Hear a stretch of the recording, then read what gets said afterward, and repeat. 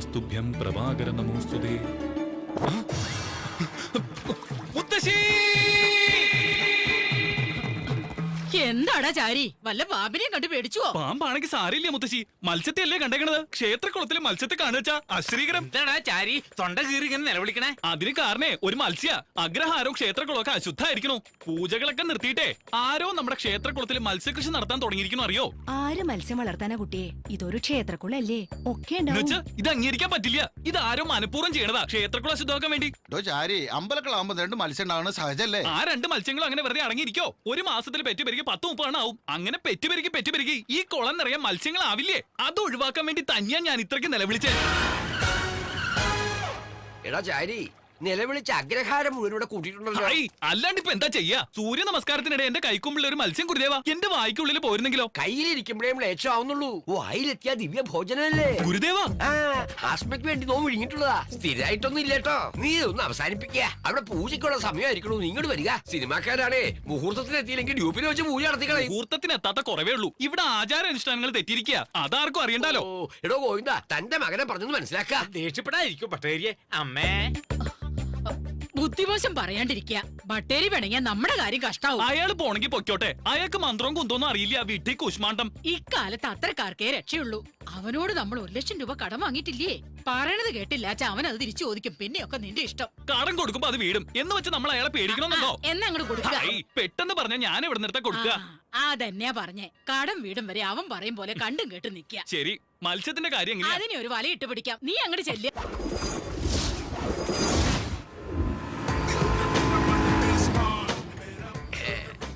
ഇറങ്ങുക. പഞ്ചാരയില്ല കാപ്പ.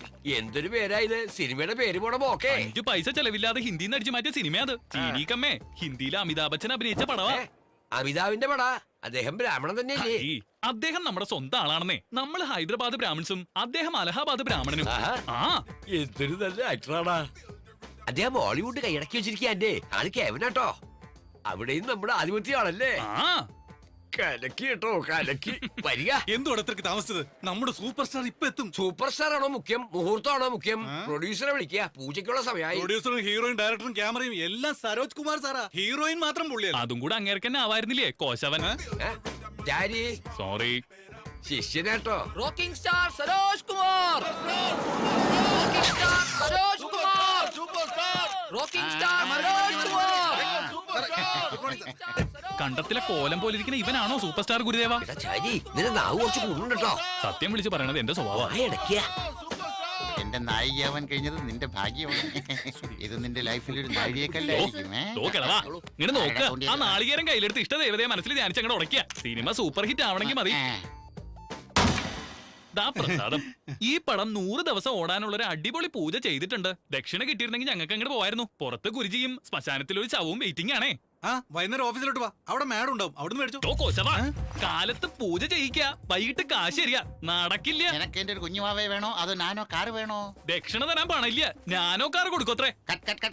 ആരടാ സീനി കയറി വരുന്നേ? അതവിടെ നിക്കട്ടെ. ഈ സിനിമയ്ക്ക് പൂജ ചെയ്തത് ഞാനാ. ഹലോ, നിങ്ങൾ ഇതൊക്കെ കേൾക്കണുണ്ടോ? ഇയാൾക്ക് പ്രായം മാത്രല്ല, പിശുക്കും കൂടുതലാ. ഞങ്ങളുടെ ദക്ഷിണ തന്നില്ലെങ്കിൽ ഈ സിനിമ പണ്ടാറടങ്ങി പോകും. എടോ മാനേജരെ, എന്തുവാടോ ഇതൊക്കെ? ഞാൻ പറഞ്ഞതാ സാറേ, മാഡം തരുമെന്ന്. ഇയാൾ കേൾക്കുന്നില്ല. എന്റെ പൊന്നു പൂജാരി, സ്വിമ്മിംഗ് പൂളിനടുത്തൊരു മാഡം ഉണ്ട്, അവിടെ പോയി ചോദിക്കേ. Madam madam madam. ആ മാഡത്തിന്റെ ആരാടോ ഇയാള്? അപ്പൂപ്പനാ.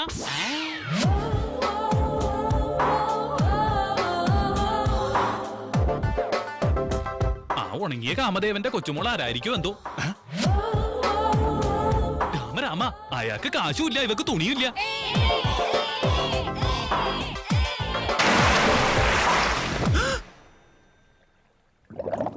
അയ്യോ എന്റെ കൃഷ്ണ, ഒരു പെണ്ണ് മുങ്ങിച്ചാവണ കണ്ടിട്ട് ഇങ്ങനെ കൈയും കെട്ടി നോക്കിയിരിക്ക. എന്താ കുട്ടി ഇത്? എന്തിനാ കുളത്തി ചാടിയേ? ആത്മഹത്യ ചെയ്യണത് പാവാണെന്ന് അറിയില്ലേ? ഇങ്ങോട്ട് കാട്ടുക. വായില് വാവച്ച് ഊതിയ ശ്വാസകോശത്തിലൊക്കെ നന്നായിട്ട് കാറ്റ് കയറി ശ്വസിക്കാൻ പറ്റും. സിനിമയിൽ കണ്ടിട്ടില്ലേ? തന്നോടാരാ എന്നെ പിടിച്ചേറ്റാൻ പറഞ്ഞു? പുണ്യ കാര്യങ്ങൾ ചെയ്യാനായിട്ട് ആരുടെ ഉപദേശം വേണ്ട കുട്ടിയെ. ആപത്തിൽ പെട്ടിരിക്കുകയാണെന്ന് മനസ്സിലായി ചാടി വേണ്ടി രക്ഷപ്പെടുത്തി. താങ്ക്സ് പറയാതെ നീ എന്നോട് ദേഷ്യപ്പെടുക. കണ്ടില്ലേ, എല്ലാം തൊലച്ചു. ബെറ്റിൽ ഞാൻ തോറ്റില്ലേ? എനിക്ക് പോയ കാശ് താൻ തരോ? ബെറ്റോ? സത്യമായിട്ട് എനിക്ക് അറിയില്ലായിരുന്നു. പടപടാന്ന് വെള്ളത്തിൽ നിന്ന് കുമിളകൾ വന്നപ്പോ. ഇങ്ങനെ ദേഷ്യം പറഞ്ഞാൽ തെറ്റൊന്നുമില്ല കേട്ടോ. കുട്ടിയുടെ അരക്കെട്ടിന്റെ ഇടതുവശത്ത് ഒരു ചെറിയ മറിയില്ലേ? വേറൊന്നുകൂടെ പറഞ്ഞോട്ടെ, നിങ്ങൾക്ക് ഇരട്ട കുട്ടികളാ ഉണ്ടാവാൻ പോണേ. എന്താ? ലക്ഷണ ശാസ്ത്ര പ്രകാരം അത് മാത്രല്ല, വേറെ ഉണ്ട്. ചെവി ഇങ്ങോട്ട് തരിക. No way. താൻ എന്തിനു വന്നതാ ഇവിടെ? റോക്കിംഗ് സ്റ്റാർ പറഞ്ഞിട്ട് വന്നാണേ. അയാളുടെ ചെറുമകളിൽ നിന്ന് ദക്ഷിണ വാങ്ങിച്ചോളാൻ പറഞ്ഞു. അതിങ്ങട് കിട്ടിയാ അയാളുടെ ചെറുമോള് ഞാനല്ല, അവളാ. ഇതോ? ठीक है ठीक है। ए स्वीटी, तुम 10,000 हार गए ना, तो उसको दे दो। വാടോ. ഒരു സംശയം ഉണ്ട് കേട്ടോ, നിങ്ങളൊക്കെ പെൺകുട്ടികളല്ലേ, ഇങ്ങനെ പട്ടാപ്പകല് മദ്യസേവ നടത്തുന്ന തെറ്റല്ലേ? പാർട്ടി ആകുമ്പോ ഇതൊക്കെ സാധാരണയാ. താൻ തന്റെ പാട് നോക്ക്. ഉം. 8,000 ഉണ്ട്. ബാക്കി 2,000 രണ്ട് മറുക കണ്ടതല്ലേ, ബാക്കി കട്ട്. കണ്ട കാര്യങ്ങളൊക്കെ പറഞ്ഞാ മൊത്തം അങ്ങോട്ട് കട്ടാവോ? പോടാ. മറുകിന്റെ കാര്യം മാത്രം പറഞ്ഞത് ഭാഗ്യായി. ഇവളോട് ബാക്കി കണ്ടതും കൂടെ പറഞ്ഞിരുന്നെങ്കിലോ?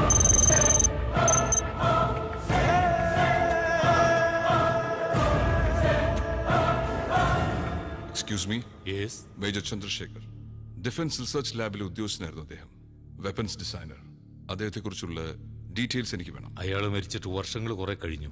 അറിഞ്ഞിരുന്നു. അദ്ദേഹത്തിന്റെ ഭാര്യ ഇപ്പോൾ ജീവിച്ചിരിപ്പുണ്ടോ? മിലിറ്ററിയുമായിട്ട് ബന്ധപ്പെട്ട ഡീറ്റെയിൽസ് എല്ലാം കോൺഫിഡൻഷ്യൽ ആണെന്ന് താങ്കൾക്ക് അറിയാമല്ലോ. റൂൾസ് നിങ്ങൾക്കുള്ളതാണ്, ഞങ്ങളെപ്പോലുള്ള ക്രിമിനൽസിന് വേണ്ടിയുള്ളതല്ല. ചണ്ഡീഗഡ് സെക്ടർ 23-ല് നിന്റെ ഓൾഡ് പാരന്റ്സ് ഇപ്പോഴുമില്ലേ?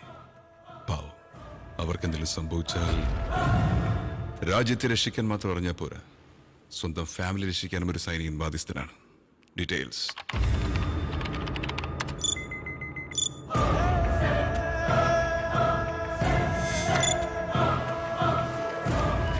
ലാസ്റ്റ് കമ്മ്യൂണിക്കേഷൻ ഈ അഡ്രസ്സിൽ നിന്നാണ് നടന്നിട്ടുള്ളത്.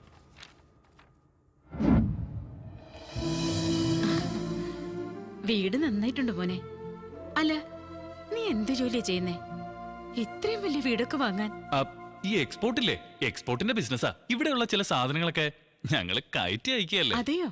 കൊള്ളാം മോനെ, നന്നായി വരും. നിന്റെ ഈ കഷ്ടപ്പാടിനൊക്കെ എന്തെങ്കിലും ഒരിക്കൽ ഫലം ഉണ്ടാവും. ജീവിതത്തിൽ ഒരിക്കലും നീ ദുഃഖിക്കരുത്. ആ ഒരു പ്രാർത്ഥനയെ എനിക്കുള്ളൂ. അത് മതിയമ്മേ. കേട്ടില്ലേ അച്ഛാ അമ്മ പറയുന്നൊക്കെ? അച്ഛനുണ്ടായിരുന്നെങ്കിൽ എനിക്ക് ഈ അവസ്ഥ വരും. എന്താ നീ പറയുന്നേ? ഒന്നുമില്ലമ്മേ, അമ്മ അകത്തൊക്കെ പോയി നോക്ക്.